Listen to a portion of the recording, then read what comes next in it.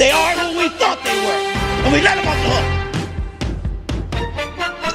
No one circles the wagons like the Buffalo Bills. And with the 5th pick in the 2009 NFL Draft, the New York Jets select Mark Sanchez, quarterback, USC. Playoffs? Don't talk about playoffs. You kidding me? Playoffs? I just hope we can win a game. You play to win the game. Hello? You play to win the game.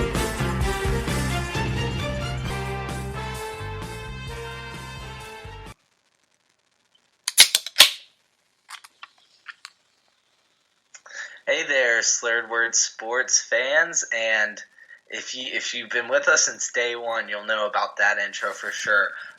It's your boy Matthew on Skype with Mikey. You know how we're doing it. How you doing, Mikey? I could be doing better. The Eagles won. Lost my bets. But I'm here. We're alive. What can I complain about, you know? We got to watch some good Thursday Night Football. It was a good game. Yeah, for sure. Yeah, there was a Thursday Night Football game that just finished up. We're going to talk about that as well as the rest of the NFL. But we're going to start with just some headlines around I thought we were starting with Thursday Night the Football. sports world. Just go. We do all different types of sports in different situations. So, we're expansive. Anything you want, we got. We got it all. Can we start with Thursday Night Football? We can definitely start with Thursday Night Football. Let's start with Thursday Night Football. After Thursday Night Football, we will talk all sports. We'll talk the big headlines. We're bringing it back. We've just been doing football recently. We're bringing it back. We're pandering to you guys. We pander. We don't mind if you guys know it. We're going to pander. So let's do it. Let's start with Thursday Night Football. We'll start with everyone's least favorite franchise. The two least... Okay, out of the top... There are definitely two top 5 least hated franchises. Least liked franchises? Least liked franchises. Most hated, least liked. Yeah, they're in the top 5. No, I guess it depends. On all time? Yeah, it'd go Cowboys, Eagles, Patriots, Packers, and then what? The Steelers, maybe? Probably Steelers. I think those 4, besides the Steelers. Just no one's ever stepped on really any toes. I'm going to say those 5. I'm going to say those 5 because the Steelers have the Super Bowls. Yeah, that makes sense. And then the Packers are pretty insufferable because the fans, they're all owners. Cheeseheads. No one likes the Packers. They're always good. They're all owners. They have that owner mentality. And then the Eagles, they don't lower themselves to common people. And then the Eagles are too common people. No, they're below common people. They're below the common people. All right, let's do it. This was a good game. This was a good game. There was no defense to be found on either side. Matt, you give me your first takeaways. Well, okay. There was no defense to be found on either side until the Packers got inside the 10-yard line. And then it was just a brick wall. No, Packers... I felt like we knew this coming into the game. The Eagles' best defense... The Eagles' best defense was Matt LaFleur's goal line play calls. Yeah, I agree. And you know what? Those are the same goal line play calls I saw last year that I was saying, I don't know about that. And I said it before the season started. I know you can go back to these tapes. I was like, I don't really know why he got that head coaching job. He wasn't like revolutionary. Like he didn't really do anything. People were like, oh, well, yeah, the Titans suck, which to be fair, our offense is pretty lethargic. But it's like, yeah, like what you saw, I mean, we had a lot of that. Just, oh, hey, why don't you throw it up to this guy? Maybe he'll catch it. Like, not a lot of, like, oh, wow, that was interesting. Like, when you see the Chiefs and Andy Reid play, or really the Eagles with their RPOs, and you're like, oh, wow, that was, like, a really interesting play call. You just don't see any of that. It's all, like I guess that works. But, yeah, no defense, which we knew because the Eagles' secondary has for a long time been bad. I don't understand why this They're wasn't always addressed more in the offseason. They're always terrible. They were very bad last year, and I know they had a lot of injuries. Well, they're having a lot of injuries this year, and even then, their starters aren't great. And, Devontae Adams tore them apart. Mm-hmm. They got lucky he got hurt. And they got lucky that they were able to keep up the scoring and that, the Green Bay's defensive line, which has been pretty stout so far, got worked. Just got beat off the ball. I'll give it to the Eagles. They came out and they played their ass off tonight, especially that O-line. They said this is a must-win, and they did everything they had to do to win this game. They played like a must-win game. Peterson, he had a great coaching scheme. This is the best running game I've seen from the Eagles in years. It's like Brian Westbrook days. I felt like Jordan Howard was a monster. He was carrying defensive linemen and linebackers for yards. The line was inspired. They said, "All right, Carson, we don't have to have Carson Wentz do everything. We're going to rely on this running game." What'd they get? 175-ish yards on the ground? Somewhere around there. Where you're 176. So, they were inspired. They played hard. The defense, they were okay. They made the plays they had to make. They made the big plays, so I guess they did fine. They weren't good, but they made the big plays. I will say their defense was heavily penalized. Very heavily penalized. A lot of the Packers' drives were, they're all a lot of face masks, a lot of DPIs, a lot of defensive holdings. I believe I saw a stat that said that was Aaron Rodgers' 5th highest passing yards game in his career. Yeah, I feel like Rodgers. You look at it. 422 yards is great. 2 touchdowns, 1 interception. I feel like he was better than that. 2 touchdowns, 1 interception. But the 422 yards, 60%. It felt like some of his throws they just weren't Aaron Rodgers throws. And it's like, and with all the great quarterbacks, you end up nitpicking. And at the end of the day, he's still such an amazing quarterback. And his ability to just scramble out of that pocket and throw it, find an open guy, and just give himself time is great.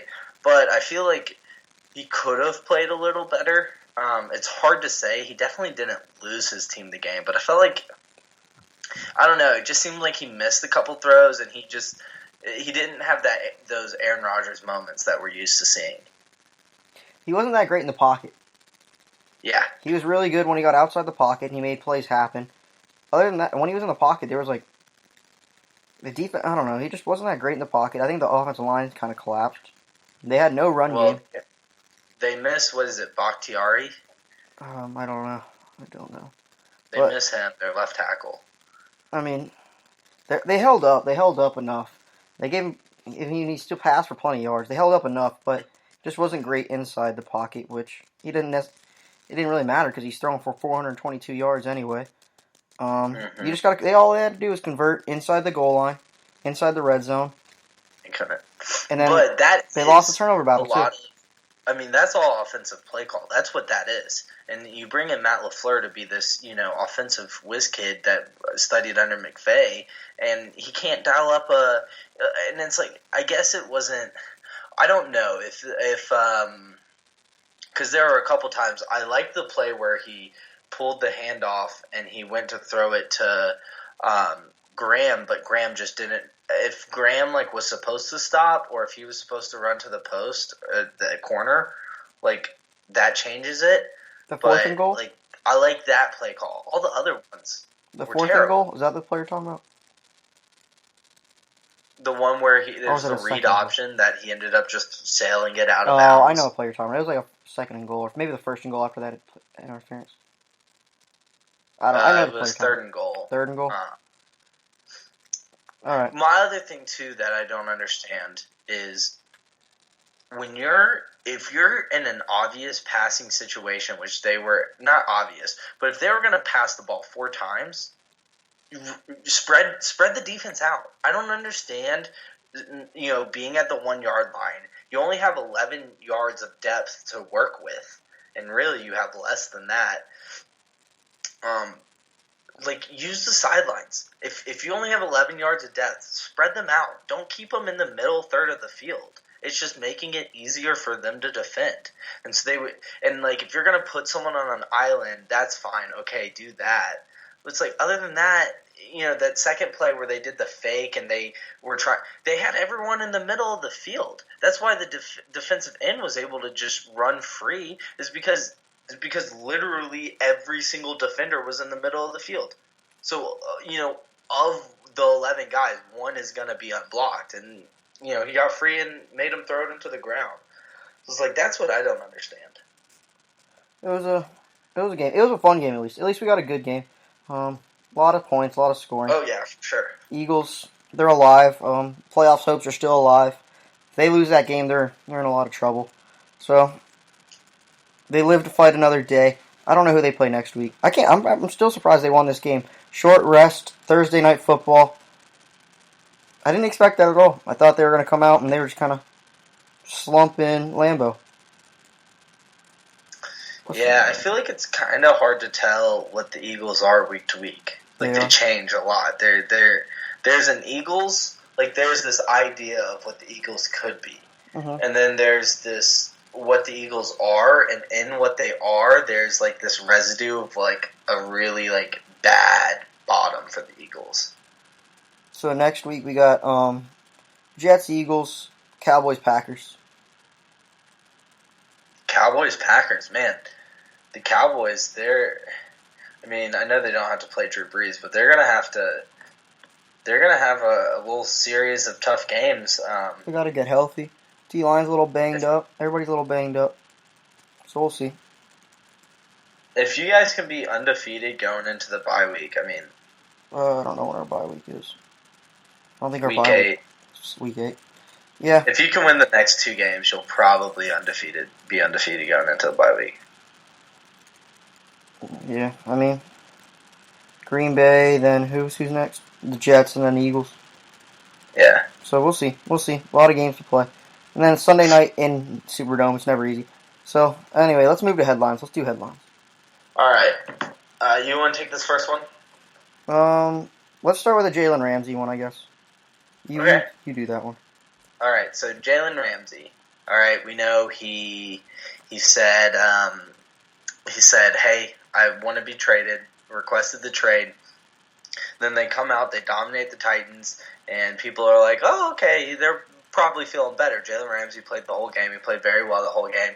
So he comes back, he goes, oh, I'm sorry, I'm sick. I have the flu. And then they're like, okay, well, the good news about the flu is we can just put an IV in you and you'll be good by tomorrow. So they do that, and he's like, oh, yeah, my back's hurting. They're like, okay. Sit out today, limited tomorrow. How about that? Just limited practice. He's like, okay, yeah, it makes sense. Oh, by the way, I planned for this 9 months ago. My girl's pregnant. She's having a baby. Peace. He's in Nashville right now. I love it. That's planning ahead. That's elite. This is the greatest hookey week I've ever seen. It's the greatest week of hookey. I don't know how he got the kid. He's got a fake baby, fake pregnancy going on. There was a Jaguars beat writer that was that put up a headline on Twitter, tweeted out I bet his girlfriend isn't even pregnant. It's like, dude, what the fuck are you talking about? He just has a really good friend that's pregnant back in Nashville. He's like, oh, you're giving birth now? Yeah. Let me come hang out. Yeah, which it's like that would be the hardest thing to that would be the worst that is literally the worst alibi besides the second time you say your grandma died. That is literally the second worst alibi behind that. But it's funny. Another thing to note is apparently after that Titans game, he went around, hugged his teammates, and said to them, "Hey, it's been an honor playing with you guys." And he also said that once respect has been lost, you just can't work it out. So, he will be dealt, I think, sooner rather than later. Yeah, I think no doubt he's going to get dealt eventually. I think that ship has sailed. I don't think there's any mending that bridge. There's no one's going to fix that. It's just kind of where he going to go. I kind of think the Eagles are the biggest move for him. I just don't know if the Eagles have the assets to acquire him. or if they're willing to give up all that for him. Well, they definitely do, in the fact that the thing that the Jaguars want more than anything else are good, solid offensive linemen. That's what they want. They're trying to rebuild their offensive line. They don't really need a defensive player. Like, they could lose Jalen